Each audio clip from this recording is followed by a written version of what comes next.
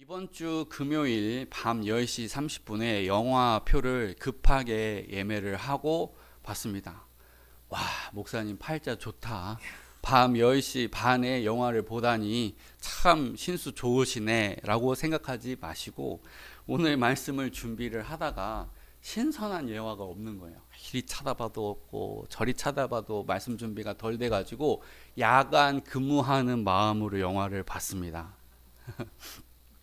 제가 본 영화는 왕과 사는 남자입니다. 류혜진 배우 아시죠? 그런데 제가 전에 보니까 그 서울의 봄에 황정민 씨가 연기를 기가 막히게 하는 거예요. 저는 전두환 씨를 본 적이 없는데 잘 알지를 못하는데 마치 제가 전두환을 보고 있는 것처럼 막 연기를 기가 막히게 하는 거예요. 그런데 그거 정도의 수준으로 이 유해진 씨의 연기만 보러 가도 성공스러운 그런 영화입니다. 그런데 이 영화의 내용을 좀 말씀드리면은, 이 수양대군이 조카 단종을 폐위하고 스스로 왕에 오른 다음에 단종을 노산군으로 강등해서 강원도 영월에 청령포로 유배를 보내요. 보니까요, 강으로 이렇게 둘러싸여 있고 뒷산에는 호랑이가 막 들락날락거리고, 뭐 살기가 너무 안 좋고 감시하기 너무 좋고, 이러한 곳에 유배를 탁 보냈단 말이에요. 그래가지고 그 유배를 오신 그 노상군을 모시는 사람들이 있어요. 그래가지고 있는데, 어떻게 소문을 알고 사람들이 전국 팔도에서 모여가지고 명절 음식이네 뭐네 싹 준비해가지고 이 모세를 띄운 그 갈대 상자처럼 다 강물에 띄워보낼 수 있게 음식을 준비한 다음에 받으세요 하면서 팍 던지는 거예요. 그렇게 딱 던지고 나서 전하, 전하, 막 그러는 거예요. 그 세종대왕의 손자다 보니까 세종대왕의 은혜를 아는 사람들은 단종에게도 그런 충성스러운 마음이 있는 거예요. 전하, 그러니까 사또가 깜짝 놀라가지고 전하라고 하면 안 돼, 전하라고 하면 안 돼. 전하는 한양에 있어, 한양에. 전하라고 하면 안 돼. 울어도는 상관없는데 전하는 안 돼.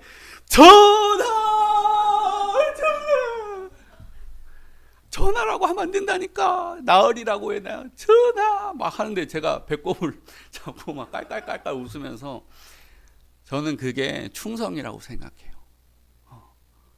나의 전하예요. 나의 왕이에요. 나의 왕. 누가 이 단종을 왕이라고 못 부르게 해도 목청껏 내 왕을 내 왕이라고 그렇게 전하라고 부르는 그 모습이 충성이다, 믿음이다, 그런 생각이 들었습니다. 또 역사적으로도 보면은 세조 3년에 단종이 17세에 자기 생명을 달래하는데, 세조가 어명을 내려요. 이 시신을 수습해가지고 거두는 자는 삼족을 멸하리라, 이렇게 엄포를 놔요. 경고를 해요. 그런데 그 영월의 지방 향리였던 엄흥도 씨가 지방의 향리거든요. 그런데 이 단종의 시신을 거두려고 하니까 주변 사람들이 말리는 거예요. 야, 소문 못 들었어? 왕이 죽인대잖아. 너뿐만 아니라 삼족을 멸한대잖아. 가지마. 근데 이 엄흥도 씨의 말이, 의로운 일을 하다가 화를 입어도 좋다, 그런 말을 남겼대요. 그래가지고 밤중에, 깜깜한 밤중에 이 단종의 시신, 강물에 버린 그 단종의 시신을 찾으려고 강물 근처에서 기웃기웃 거리다가 아들이랑 같이 그 시신을 거둬요. 그랬더니 노루 한 마리가 이렇게 짐승이 이렇게 있어가지고 눈이 안 덮인 그 따뜻한 자리, 그 자리에다가 단종을 모셨다는 그런 이야기도 있고, 아니다, 어머니를 모시려고 미리 봐둔 그 땅에다가 단종을 모셨다, 그런 이야기도 있습니다. 그리고 나서 관직을 그만두고 산속에 숨어들어요. 왜냐하면 이제 죽을지도 모르니까, 수소문 하다 보면 나올 거 아니에요. 그러니까 죽을지도 모르니까 산속에 깊이 숨어요. 깊이 숨었는데 제가 상상을 해보니까, 이분이 족보를 어떻게 했을까요? 한번 상상해 보세요. 이분이 족보를 자기 집에 뒀을까요? 태워버렸을까요? 태워버렸을 가능성이 높아요. 왜냐하면 삼족을 멸한다니까 친척들도 다 죽을 수 있으니까 까딱하다가는, 그러니까 족보를 태우는 거예요. 근데 조선시대에 족보를 태운다는 거는 둘 중에 하나입니다. 반역자 집안이거나 노비거나. 족보가 의미가 없으니까. 야, 나라면 할 수 있었을까? 정말 이 조선시대 신분제 사회에서 반역자 집안이 되거나 노비 집안처럼 그렇게 수모를 겪고, 야, 보통이 아니에요, 보통이. 자, 그런데 241년이 지나서 중종 때 그의 충정이 세상에 전해지기 시작하면서 시호를 받아요. 정말 충성스럽고 의롭다 그러면서 충이라는 그런 시호를 받고, 그다음에 추증, 그 죽었지만은 관직을 높여주는 이런 일이 있어요. 그다음에 정려각이라고 하는 참 충성스러운 사람이다라고 하는 그런 각을 이제 세웁니다. 그다음에 그 후손들에게 세금이 면해지고 관직이 내려져요. 참 신기하죠. 알고 보니 진짜 충성스러운 사람이었네. 그렇게 해서 후손이 혜택을 받았다는 것입니다. 자, 그리고 이 사건과 굉장히 관련 있는 성씨가 있어요. 자주 들어보셨죠? 어디 아십니까? 야, 금성대군이 이거는 아니다. 어떻게 삼촌이 조카를 죽이고 왕이 되느냐? 이거는 말이 안 된다. 세종의 그 손자인 단종을 복위시켜야 된다. 그러면서 금성대군이 뜻을 일으킬 때 거기에 안씨 집안이 가담을 합니다. 안씨 집에 시집 온 사람은 좀 불쌍한 사람이야, 사실은. 그러니까 충성만 생각하고 자기 의로움만 생각하고 아내가 어떻게 되든지 자식이 어떻게 되든지 그런 것 모르고 그냥 무조건 아닌 것은 아닌 것이지, 그렇게 할 수 있는 우리 집안, 순흥 안씨 집안. 근데 제가 참 우리 집안도 참 같이 살기는 참 어려워라고 하는 생각이 들었는데, 갑자기 무슨 생각이 들었냐면, 다행이다. 너 예수 안 믿는다고 해. 너 예수 믿는다고 하면 죽여. 그랬을 때 아닌 것은 아닌 것이지 할 수 있는 집안이 우리 집안이구나. 나 예수님 믿어. 죽이려면 죽여. 그렇게 할 수 있는 집안이 우리 집안이라는 그 생각이 들면서 참 감사했어요. 누가 돈으로 유혹하고 쉬운 길로 유혹해도 주님의 말씀을 따라 살려고 하는 그런 기질이 있다는 것에 감사해 봅니다. 오늘 말씀에서도 이러한 믿음이 그런 발현된 사람들이 있어요. 자, 오늘 본문에 접근하기 전에 몇 가지 배경이 있어요. 첫 번째는 바벨론의 두라 평지가 있어요. 두라 평지. 엄청난 지평선이었나 봐요. 뭐 김제 지평선 축제하듯이 엄청난 지평선에 무려 아파트 10층 높이, 그러니까 30m 정도 되는 그런 우상을 세웁니다. 금신상. 야, 금으로 30m를 쌓았다니까 엄청나겠죠? 그런데 다니엘서 2장에 보면 하나님께서 그 느부갓네살 왕이 꿈으로 경고하셔요. 너의 머리된 금신상이 있고 은이 있고 놋이 있고 그다음에 철이 있고 그다음에 철과 또 놋이 이렇게 섞여 있는 그런 진흙이 섞여 있는 그런 우상이 있었는데, 그것은 무엇이냐면 바벨론 너희 나라가 영원한 것이 아니라 그 다음 페르시아, 알렉산더 이렇게 쭉 내려간다. 너의 나라가 완벽하지 않다. 그거를 하나님께서 경고를 해주신 거거든요. 그런데 다니엘서 3장에 보면은 머리부터 발끝까지 금으로 된 우상이 등장한단 말이에요. 이 느부갓네살 왕이 꿈꾸는 것은 바벨론은 영원해야 된다는 거예요. 이게 교만이고 탐욕입니다. 내 나라는, 내가 통치하는 나라는 대대손손 망하지 않는다. 이런 교만을 가지고 금신상을 만들었단 말이에요. 거기에 온갖 나라에서 온 총독과 장관들과 온갖 4성급, 5성급 그런 장군들 쫙 군대 도열해 놓고 온갖 오케스트라 바이올린부터 시작해서 첼로 그렇게 해서 온갖 악단을 다 꾸려 놓고 짜잔 하면은 거기에 절을 해야 되는 거예요. 절을 안 하면 어떻게 된다고요? 풀무불에 죽인다고요. 제가 말씀을 오랜만에 준비하다 보니까 풀무불이 잘 생각이 안 나더라고요. 그냥 모닥불은 700도 정도 되는데 이렇게 바람을 휘휘휘휘 저어가지고 공기를 계속 주입해주면 1000도까지 올라가는데, 우리나라 찜질방 같은 구조인데 뚜껑이 살짝 열려 있어요. 연기만 살짝 빠져나가도록. 거기에다가 사람을 가두고 풀무불로 이렇게 한다는 거예요. 1000도. 우리가 100도만 되는 냄비에 손만 스쳐도 뜨거 하면서 손을 떼는데 1000도 되는 그런 가마솥 같은 데다가 사람을 집어넣는다니 이게 얼마나 무서운 일입니까? 그런데 저는 이 사드락과 메삭과 아벳느고가 믿음을 지키는 모습을 봐요. 저는 이들이 의도적으로 목숨을 각오했다라고 생각해요. 의도적으로 죽어도 좋다. 왜냐하면 우리 백성, 포로로 끌려온 우리 백성들에게 우리가 우상 숭배 때문에 포로로 끌려왔는데 여기서도 우상 숭배하면 우리는 고향으로 못 돌아가. 우리는 하나님께 신의를 지켜야 돼. 이거를 자기 백성들에게 보여줘야 되는 거예요. 자기 백성 보라. 이렇게 우리가 죽는 한이 있더라도 하나님을 버리면 안 돼라는 것을 모범적으로 보여줘야 되기도 하는 거예요. 물론 그것만 있는 건 아니고 본인의 신앙이었겠지만, 제가 이 모습을 보면서 얼마 전에 우리 교회에 있었던 그런 아픔이 있었죠.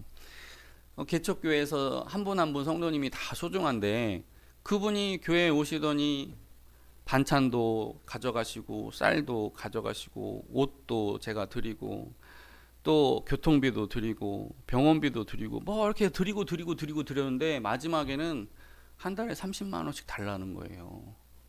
활동 지원 사비 30만 원을 달라는 거예요. 근데 꼭 말하는 것을 들어보니까 안 주면은 교회 안 나올 것 같은 거예요, 느낌이. 어떻게 해야 되나. 그러다가 제가 떠오른 말씀은 내가 잃게 되면 잃으리로다. 그런 말씀이 떠올랐어요. 내 교인이 아닌가 보다. 내가 잃게 되면 잃으리로다 하고 담담하게 말씀드렸어요. 성도님, 교회는 큰 교회든 작은 교회든 내가 구원받기 위해서 다니는 것이고 내가 그 구원받은 은혜에 감사해서 내가 할 수 있는 헌신을 하는 곳입니다. 그 말씀을 드리니까 다음 주부터 탁 안 나오시더라고요. 전화도 안 돼, 집 전화도 안 되고 핸드폰도 안 받고 혹시 무슨 일이 생겼나 어디 가셨나. 그래서 동사무소에 전화를 걸어서 사회복지사분이랑 통화를 한 다음에 이제 그분의 의중을 알게 됐고 교회에 놓고 가신 물품까지 싹 정돈해가지고 그 댁 앞에다가 가지런히 놓아드리고 마음을 제가 단념을 했습니다. 그러니까 때로는 그런 마음도 필요하다는 거예요. 내가 잃게 되면 잃으리로다. 그래서 교회 질서를 세웠더니 하나님께서 다 이렇게 저렇게 채우시고 역사하시는 것을 볼 수가 있습니다. 그래서 사드락과 메삭과 아벳느고는 두려움 때문이라도 허리가 수그러질 수도 있고 목이 숙여질 수도 있지만 의도적으로 꼿꼿하게 선 거예요. 꼿꼿하게. 백성들에게 우리가 굽어지는 모습을 보여줄 수는 없다. 그런 마음이 있었을 수도 있고. 그리고 이어지는 오늘 본문 8에서 11절. 그때 어떤 갈대아 사람들이 나와 유다 사람들을 참소하니라. 그들이 느부갓네살 왕에게 이르되 왕이여 만수무강하옵소서. 왕이여 왕이 명령을 내리사 모든 사람이 나팔과 피리와 수금과 삼현금과 양금과 생황과 및 모든 악기 소리를 듣거든 엎드려 금 신상에게 절할 것이라. 누구든지 엎드려 절하지 아니하는 자는 맹렬히 타는 풀무불 가운데에 던져 넣음을 당하리라 하지 아니하셨나이까.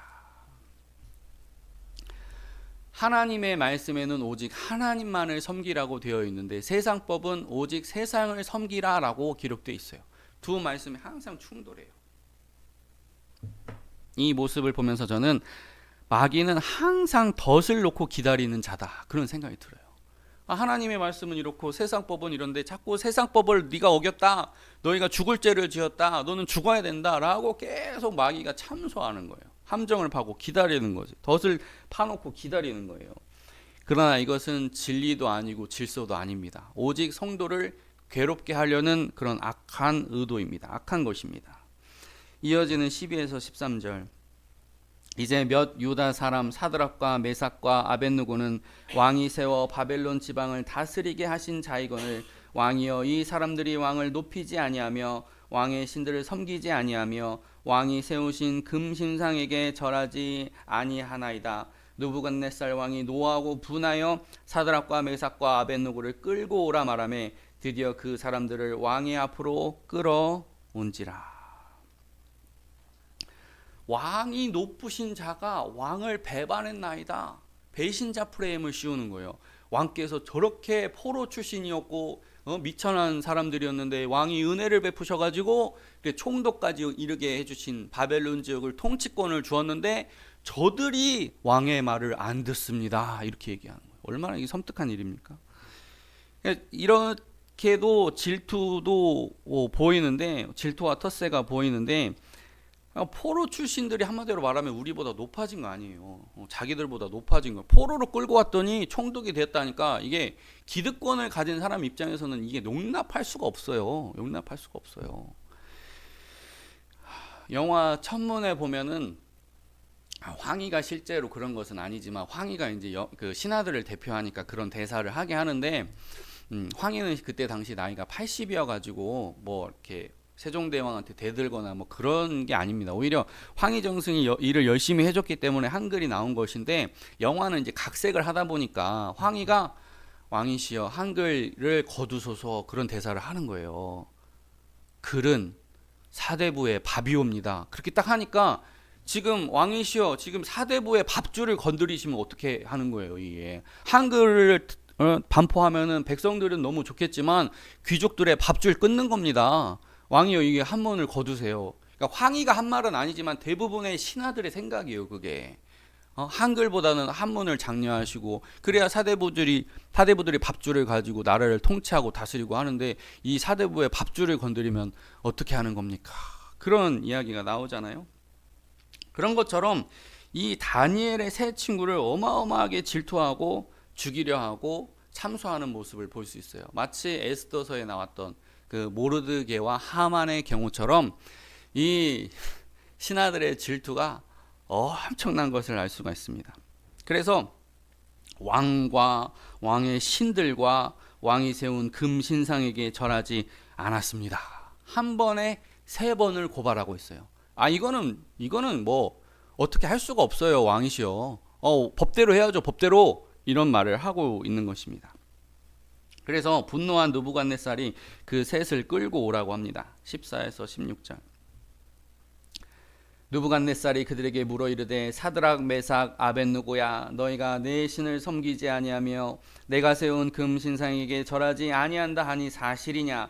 이제라도 너희가 준비하였다가 나팔과 피리와 수금과 삼현금과 양금과 생황과 및 모든 악기 소리를 들을 때에 내가 만든 신상 앞에 엎드려 절하면 좋거니와 너희가 만일 절하지 아니하면 즉시 너희를 맹렬히 타는 풀무불 가운데에 던져 넣을 것이니 능히 너희를 내 손에 건져낸 신이 누구이겠느냐 하니 사드락과 메삭과 아벳느고가 왕에게 대답하여 이르되 느부갓네살이여 우리가 이 일에 대하여 왕에게 대답할 필요가 없나이다. 느부갓네살 왕이 막 분노해가지고 사람을 잡아오라고 했지만은 그 잡아오는 동안에 조금 분이 식었던 것 같아요. 조금 분이 식었고, 이 사드락과 메삭과 아벳느고 없으면은 이거 나라 다스리는데 어려운데, 그런 생각이 드니까 일단 분노를 좀 멈추고, 내가 기회를 줄게. 그거 한번 절하면 되잖아. 그거 까딱까딱 지나가는 거야. 지나가는 거. 그런 식으로 꼬드기고 있는 거예요. 그런데 이 느부갓네살의 자신감이 있잖아요. 하나님이라도 너희 못 건져낼걸? 하나님이라도 너희 못 건져낼걸? 근데 하나님은 꼭 그러면 역사하시더라. 아주 본때를 보여주셔. 아무튼 그런데 고대 전쟁에서의 전쟁사를 보면 어느 지역이 있고 어느 지역이 있으면은 이 지역과 이 지역이 전쟁을 벌이면은 이 지역의 신이 더 세기 때문에 이 지역 신이 이 지역을 삼키도록 도와줬다라고 믿어요. 그러니까 여호와 하나님이 얼마나 센 것도 모르고 마치 바로처럼 교만하게 구는 것을 알 수가 있습니다. 그런데 이 사드락과 메삭과 아벳느고는 이 일에 대하여 왕에게 대답할 필요가 없다라고 말하고 있어요. 거만하죠. 우리가 출애굽기에 보면 모세가 하나님 보낼 만한 자를 보내소서, 제가 어떻게 합니까? 말도 못합니다. 그랬다가 아론을 붙여주마 해가지고 하다가 바로 왕이시여 이거 하나님 말씀이 이런데 안 지키면 안 된대요 이렇게 얘기했다가 나중에는 듣든지 아니 듣든지 알아서 하시오 이렇게 모세가 점점 태도가 거만해지거든요. 근데 이 사드락과 메삭과 아벳느고는 처음부터 됐고 안 해도 돼요. 할 말 없단께 이렇게 얘기를 하고 있는 거예요. 완전히 대비가 되죠. 자, 삼국지에 보면은 유비가 중국의 중심에서 작은 성 하나를 차지하고 있었는데 가장 인구가 많은 이 화북 지역을 비롯한 이 중원이라고 불리는 지역을 싹 점령을 하고 이제 중국 천하 통일을 위해서 싹싹싹 내려옵니다. 그때 유비가 참 세력이 변변치 않고 힘들었어요. 그런데 백성들이 유비를 따라가기를 원해요. 그 옆에 참모들은 말도 안 됩니다. 이거 백성들 다 데려가다가는 우리 다 죽어요. 우리라도 살아야 훗날을 도모하죠. 말도 안 됩니다. 유비가 뭐라고 하냐면 백성이 나를 버릴지라도 나는 백성을 버리지 않겠다. 그런 말을 합니다. 이게 군사 작전으로는요 200점 마이너스예요. 200% 실패하는 군사 작전이에요. 본인만 지금 호련히 말 하나 타고 급히 뭐라도 살 수 있을까 말까인데 백성들을 데리고 도망치겠다니 이게 말이나 되냐고요. 그러나 신기하게도 유비는 이것 때문에 1000년의 명성을 얻습니다. 그래서 삼국지의 주인공이 유비 지더라도 명성은 유비가 얻은 거예요. 백성이 나를 버리는 수준은 있지만은 나는 백성을 버리지 않겠다. 감동적이지 않습니까? 그런데 이제 조조의 군대가 막 따라오니까 이 자기도 이제 이제 도망을 가는데 날 살려라 도망을 가긴 가는데 부인도 어디 갔는지 모르겠고 아들도 어디 갔는지 몰라요. 그래가지고 아차 놓쳤다. 그런데 오직 한 사람 조은이 말머리를 탁 돌려가지고 부인은 되찾아오지 못했지만 그 유비의 아들 유선을 탁 품에 안고 옵니다. 유비가 이제 소설적인 각색에 의하면은 유비가 아들을 던지고 말이 안 되죠. 그건 아들을 깐난애기 던진다는 게 말이 되게요. 그러니까 그래놓고 조은을 칭찬했다고 하는 말이지만은 저는 이 정도는 믿을 수 있을 것 같아요. 조은은 온몸이 간덩어리구나. 온몸이 간덩어리야. 간이 배 밖으로 나왔다 수준이 아니라 목숨을 각오하고 조조의 군대는요 호표기예요. 호표기. 천하무적입니다. 그런 천하무적 군대를 말 한 필 돌려가지고 아들을 되찾아온다? 어마어마한 충신이죠. 그러니까 저는 이러한 태도가 다니엘의 새 친구에서 나왔다고 생각해요. 죽기를 각오한 이상 왕에게 대꾸할 가치가 없다는 거예요. 나 변명 안 할 거예요. 나 그냥 이대로 할 겁니다. 더 이상 우리 마음을 돌리지 마세요. 이렇게 얘기하고 있습니다. 이어지는 17에서 18절 왕이여 우리가 섬기는 하나님이 계시다면 우리를 맹렬히 타는 풀문불 가운데서 능히 건져내시겠고 왕의 손에서도 건져내시리이다. 그렇게 하지 아니하실지라도 왕이여 우리가 왕의 신들을 섬기지도 아니하고 왕이 세우신 금 신상에게 절하지도 아니할 줄을 아옵소서. 이 말씀은 참으로 많은 것을 내포하고 있는데요. 우리가 섬기는 하나님이 그렇게 충성스럽게 섬겨도 될 만한 그런 분이라는 것입니다. 우리가 지난주에 그리스도인이라는 표현에 대해서 배웠죠. 그리스도인의 또 다른 표현이 뭐라고 했습니까? 그리스도의 당원이다. 그런 말이었죠. 이 말은 그리스도를 황제처럼 받드는 사람들이란 그리스도를 황제처럼 받드는 사람. 마치 그처럼 하나님을 황제처럼 섬기는 모습이 나타나고 있습니다. 그리고 우리의 삶의 주인이 누구이신지를 찐 주인이 누구이신지를 밝히고 있어요. 그래서 풀무불과 왕의 손에서 능히 건져내시린다 이렇게 말씀하고 있어요. 얼마 전에 제가 최근에 전북 장수로 야유회를 다녀왔습니다. 우리 한일 동문 군산에 있는 한일 동문 목사님들을 모시고 전북 장수에 다녀왔습니다. 거기에 전북 장수를 고향에 둔 사람 중에 가장 유명한 사람이 논개예요. 논개인데 옛날부터 기생이라고 하는 설이 정설입니다. 정설. 그런데 정설인데 이해가 안 되는 거예요. 기생이 언제 충성을 배우고 뭐 효를 배우고 그랬겠나. 그냥 단장하고 그런 거나 아는 사람 주어진 거 먹고 그런 사람이 기생인데 언제 이 사람이 나라를 사랑하고 나라가 해준 게 뭐가 있다고. 솔직히 나라도 일본한테 막 뺏기고 그런 상황인데. 그런데 이 다른 이야기를 보면 신한주 씨입니다. 이 논개가 원래 주씨예요. 주씨. 그 신한주 씨의 그 족보에 또 장수에 전해지는 그런 이야기에 따르면 논개는 주 달문의 딸로 양반집 딸이었고 이후에 억울한 일을 당해요. 조금 자세히 말씀드리면은 아버지 좀 일찍 돌아가시고 가게가 어려워지고 그다음에 숙부네 집에 갔다가 숙부가 노름하다가 돈을 잃어버려 가지고 민며느리로 팔았다가 어머니랑 같이 이렇게 팔렸다가 이 김 씨가 그들을 민며느리로 받았는데 이제 뭐 우리는 그런지 모르고 갔는데 갑자기 민며느리가 되고 일종의 시중이 된 거예요. 민며느리랑 그 집으로 가서 시집 갈 나이가 차면은 이제 부인이 되기도 하는 건데 모르고 간 거예요. 그걸 모르고. 그래가지고 이제 도망갔다가 막 잡혔다가 막 그런 상황입니다. 그런데 최경회 형감이 그녀의 이야기를 쭉 들어보더니 작은 아버지 그 숙부의 잘못이지 이 두 사람 모녀는 잘못이 없다. 그리고 올바르고 공정한 재판이 내려져요. 아유 나는 조선시대에 맨날 탐관오리만 있는 줄 알았는데 그런 공정한 재판이 내려져요. 그랬는데 나중에 임진왜란이 발발하고 이 최경회 형감이 장군이 돼서 진주성 1차 전투를 잘 치러내고 그런 상황이었는데 2차 진주성 전투에서 우리가 지잖아요. 일본한테 잠깐. 졌는데 남편이 이제 죽은 거예요.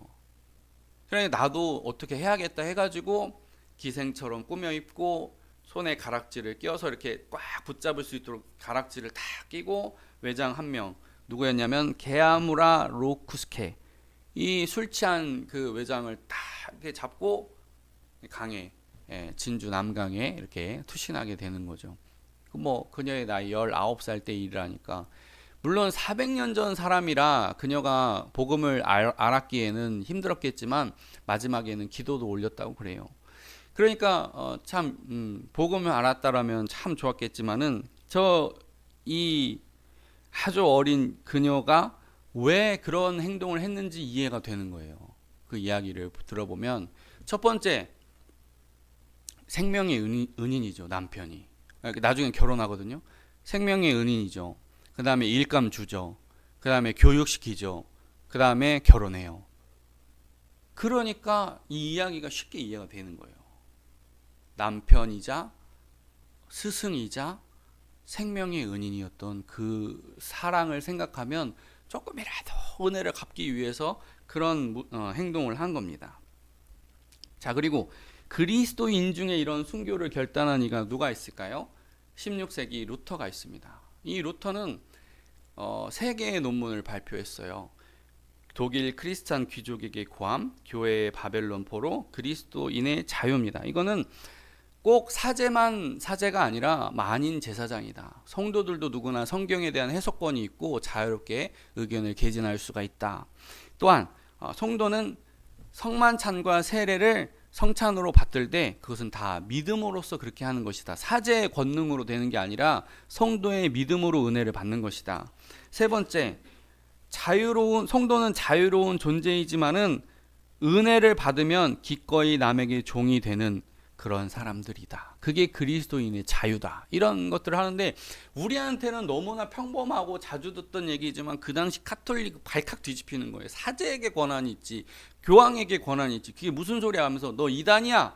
너 이제 그거 서적 불태우고 다 네 주장 철회해. 안 그러면 너 그 출교. 그 당시에 출교면은 그냥 지옥 간다는 표현입니다. 그다음에 법적으로는 죽여도 보호를 못 받는 그런 황제와 교황의 두 양대 산맥에게 공격을 받아요. 그 보름스 의회에서. 그때 루터가 하루 정도 고민한 후에 고백하기를 내 양심은 하나님의 말씀에 사로잡혔기에 나는 아무것도 철회할 수가 없다. 그래요. 근데 신기하게도 기사단 둘이 딱 진치고 있어요. 황제 너희 루터 건들면 죽여. 그 기사단이 400명입니다. 400명. 근데 황제에게 맞서겠다는 거예요. 루터 죽이면 황제 우리 가만 안 있어. 그런데 이해가 안 되지 않습니까? 신성 로마 제국의 황제가 400명의 기사단한테 쫀다는 게 그런데 그게 아니에요. 보니까 역사적으로 보니까 서쪽에 프랑스가 영토 회복을 준비하고 있었고 동쪽에는 오스만 제국이 호시탐탐 이 신성 로마 제국을 공격하려고 기다리고 있었어요. 그런데 이 400명의 기사단이 전쟁이 일어나면 이 기사당의 명예가 용병 역할을 하는 거예요. 전쟁이 오면 기사단이 맨 앞장서서 싸우니까 군의 사기가 올라가는 거예요. 근데 이 기사단 뒤에 농민들이 막 버티고 있었어요. 루터의 사상에 감동한 이 올바른 진리의 편에 서고자 하는 농민들이 있었기 때문에 만약에 양쪽에서 공격을 들어왔는데 농민 반란이 일어나면 나라 망하는 거잖아요. 그러니까 황제가 쫄을 수밖에 없는 환경을 하나님께서 다 만드시고 루터 한 사람을 위해서 제국을 움직이시는 거예요. 그러시구나. 그래서 우리는 이런 말씀을 들으면서 하나님께서는 고난 중에도 피할 길을 내시고 승리를 위해서 싸우신다는 것을 깨달아야 합니다. 사람이 보기에는 질 것 같고 어려워 보이지만 하나님께서는 모든 것을 제자리에 돌려놓으시면서 자신의 역사를 이루어 가십니다. 보복하는 것은 하나님께 맡기시고 우리의 길을 묵묵히 걸어갈 수 있기를 주님의 이름으로 축복합니다. 기도하시겠습니다.